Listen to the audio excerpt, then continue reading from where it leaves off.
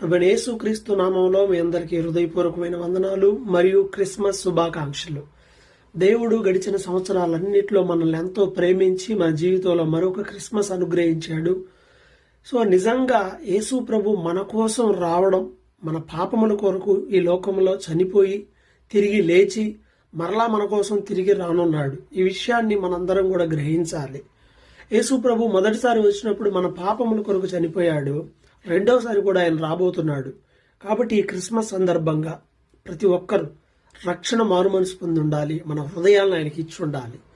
ఎవరైతే రక్షణ పొంది ఉన్నారో వారు ప్రభు రాకడ కొరకు ఎదురు చూస్తూ ఈ లోక సంబంధమైన పాపములు మనకు అంటకుండా యేసు రక్తంలో మనల్ని మనం కడుక్కొని విశ్వాసముతో ఆయన కొరకు ఎదురు చూస్తూ ఉండాలి. ఇదే మానవ కోటికి దేవుడు ఏర్పాటు చేసిన విధి. వన్స్ అగైన్ మీ అందరికీ క్రిస్మస్ శుభాకాంక్షలు.